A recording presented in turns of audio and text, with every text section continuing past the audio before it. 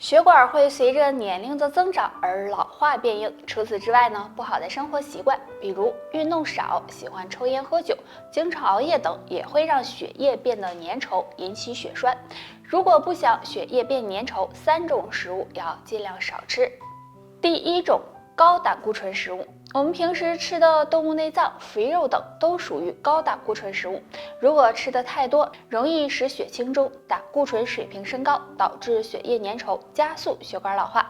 第二种，动物油脂。我们经常会用动物油脂来炒菜吃，虽然好吃，但是动物油脂含有较高的胆固醇和脂肪，如果摄入过多，很容易增加血液粘稠度，影响血管健康。第三种，辛辣的食物。很多人喜欢吃辛辣食物，虽然可以开胃，但是辛辣食物不仅对肠胃健康不利，还会刺激血管，导致血液变粘稠，血管堵塞，诱发血栓形成，所以也不要吃。那吃什么对血管好呢？建议大家可以常吃山楂、洋葱、茄子等食物，有助疏通血管，养护血管。明明是一件很折磨人的事，那耳朵总是嗡嗡响，想起来呢，让人很是心烦。而且呢，对听力也有一定的影响。那今天木子就教大家一个小方法，可以帮助缓解耳鸣。那下面我们来看一下，在我们耳朵前面呢有3个穴位，分别是听宫、听会、耳门。那我们在按摩的时候不用特意的找准穴位，只要把我们的嘴张开，然后耳朵前面会有一个凹陷处，用手指指腹呢轻轻的揉搓这里就行，左右都要按摩，每次按摩5分钟。那按摩这里有聪耳开窍的作用，能帮助缓解耳鸣。那平时多按一按，还能够帮助预防耳鸣的发生。岁之前，若这3处出现白发，可能还是身体出现了问题。第一处，后脑勺。如果50岁之前后脑勺出现了白头发，就要小心，可能是肾脏出现了问题。那中医认为后脑勺和头顶是肾脏的反应区，所以后脑勺出现白发，大家呢可以多吃一些补气血和黑色的食物，有助补足肾气。第二处，两鬓。两鬓是肝脏的反应区，如果两鬓出现白发，很可能是肝脏出现了问题，比如肝火旺盛、肝炎等，所以大家也要注意。建议大家少熬夜、少抽烟、少喝酒，可以多吃一些护肝食物。第三处，前额。前额是脾胃的反应区，如果50岁之前出现白发，很可能是脾胃不好导致的。建议大家管住嘴，少吃辛辣、油腻还有冰冷的食物，3餐定时定量，注意保暖，有助脾胃健康。所以上面这3个地方出现白头发就要小心了，最好检查一下，看看是不是身体出现了问题，好及时调。人上了一定年纪后啊，头发是会变白的，这也意味着呢你衰老了。但现在有很多年轻人也出现了白头发，其实有些白发可能和我们身体健康有关。那下面这3个地方长出白头发要留意哦。1. 两鬓长白头发。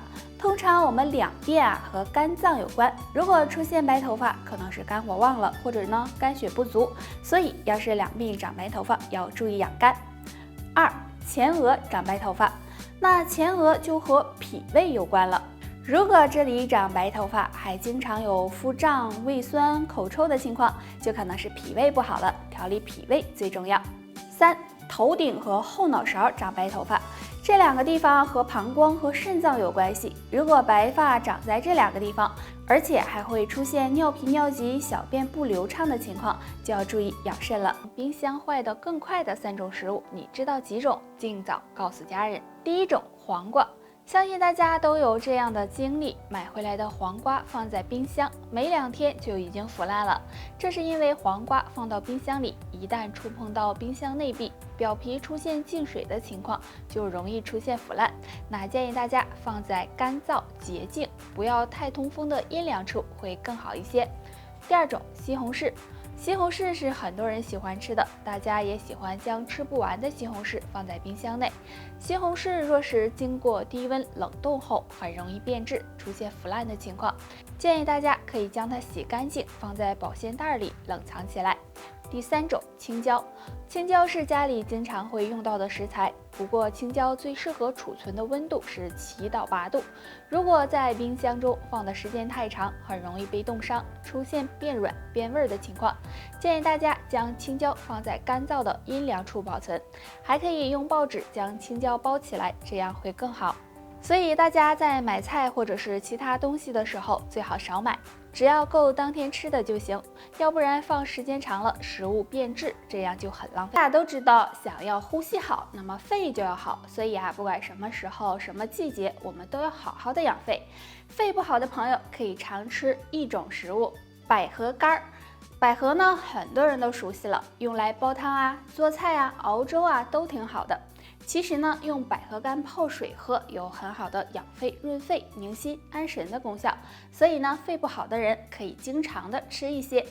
那想要肺更健康，除了用百合干泡水喝，还要少做2件事：一、少忧愁。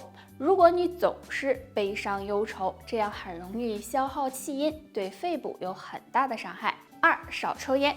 香烟含有很多对人体有害的物质，长时间吸烟会导致肺中堆积大量的毒素和垃圾，对肺部健康不好。所以呢，平时应该少抽烟为好。我们天天都要呼吸，那么肺对我们就很重要了。但是由于空气污染，再加上很多人吸烟，所以呢，很多人肺都不太好。那肺不好大多有3种表现：第一，咳嗽比较严重；第二，肺活量下降；第三，呼吸出现异常。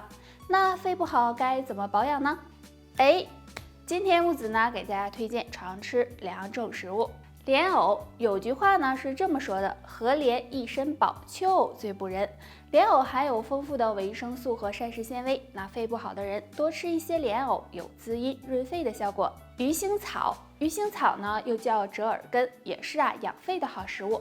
那经常用它泡水喝，可以帮助清肺热、排毒，有利于养肺。肺不好的人立秋后做好3件事，强健肺脏，养肺护肺。方法1：自然站立，2脚分开，与肩同宽，2腿微微弯曲，呈下蹲的姿势，双手放在胸前，弯曲手肘，然后站起时做扩胸动作，同时配合着腹部呼吸，这样反复练习3到5分钟，可帮助扩大肺活量，强健肺脏，对养肺有很好的效果。方法2：多吃养肺食物。日常生活中，我们常见的养肺食物有莲子、百合、雪梨等等，这些食物立秋后吃，对肺部有非常好的保养作用。方法3：每天进行有氧运动。大家都知道，运动对身体有很大好处。立秋后，大家可以早晚出去进行适当的有氧运动，比如慢跑、快走、太极拳等，每天坚持，对肺部健康也是有非常大帮助的。那立秋后天气比较干燥，所以很多人心肺功能可能会出现问题，不妨试试上面这3个小方法，坚持下去，肺部可能会越来越好。肺部不好的人手指会有2种表现，每天敲打5分钟，养肺护肺。表现1：出现杵状指。杵状指一般出现在长期吸烟的人身上，如果发现自己的手指指尖变粗，就要小心，很可能是肺部出现了问题，最好检查一下。表现2：拇指肚干瘪。大家可以试验一下，用力的按压一下大拇指指肚，如果出现干瘪的情况，而且一段时间不能够恢复，那就要小心了，可能是肺部出现了问题。如果你手指出现上面这2个异常，就要抓紧养肺了。下面教大家一个小方法，有很好的养护肺部的作用。这个方法很简单，就是敲打手臂处的肺经，从肩胛骨凹陷处沿着手臂内侧一直到拇指内侧端。敲打肺经的时候，手握成空拳，从肩膀开始，从上往下的敲打到手腕，手腕到拇指内侧这段可以用手指按压，每天这样敲打3到5分钟，每天坚持就能够起到很好的养肺效果了。人体一共有12条经络，那今天我们就来说一说肺经。肺经和口鼻相连通，又和皮肤有关系，同时跟大肠互为表里。如果肺经不通，对身体的影响还挺大的。那今天教大家一个敲打肺经的方法。敲打肺经的时候，可以将一只手握成空拳，然后沿着前臂小拇指一侧，由肘部到手腕用力的敲打。敲打时会有明显疼痛的地方，这时可以着力的按揉痛点。每天敲打按摩5分钟，这样可以使肺经运行畅通，帮助疏通经络，补足肺气，有很好的养肺护肺的作用。那除此之外还可以重点的按摩一下大鱼际，用手指按摩3到5分钟，感觉有酸胀感，也能够帮助呢疏通肺经，要坚持按摩才行哦。得啦，就叭叭到这儿吧，大家还有什么问题可以给我留言，下期见吧，拜拜。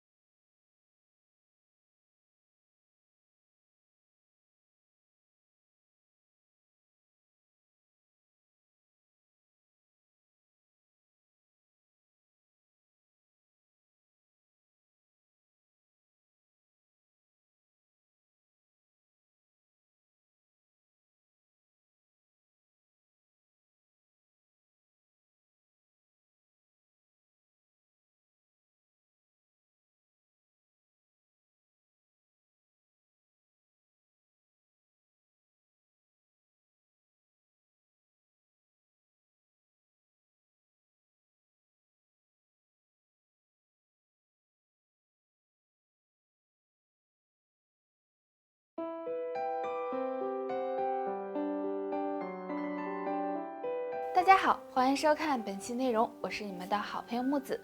今天我们要聊的养生话题是多喝水不如会喝水，每天这3个时间段喝水或许更易长寿。第一个时间，早上起床后。经过一晚上的睡眠，早上起来我们身体是处于一个非常缺水的状态的。如果这时能喝一杯温开水，不仅可以帮助补充水分，还能够帮助清理肠胃，有助身体排毒，对身体健康有益。第二个时间，吃完饭后。当我们吃完饭后，肠胃是在大量工作的，如果这时喝一杯水，可以帮助减轻肠胃负担，还能促进肠胃的消化和吸收，对缓解便秘也有很好的效果。第3个时间，晚上睡觉前。除了上面的2个时间，大家还可以在晚上睡觉前半小时喝一杯水，因为我们睡觉时血液流速会变慢，血液粘稠度也会增高。如果睡前喝杯水，可以帮助稀释血液，预防血栓形成。所以大家如果每天在这3个时间喝水，对身体健康是非常有益的，也更容易使人长寿。那大家都知道，我们身体呢是离不开水的，所以大家不要等到口渴了才想起喝水，也不要用饮料代替水，只要养成一个良好的喝水习惯，才能让你更长寿哦。以上就是今天的全部内容了，大家还有什么疑问或者是建议，可以在评论区给我们留言哦。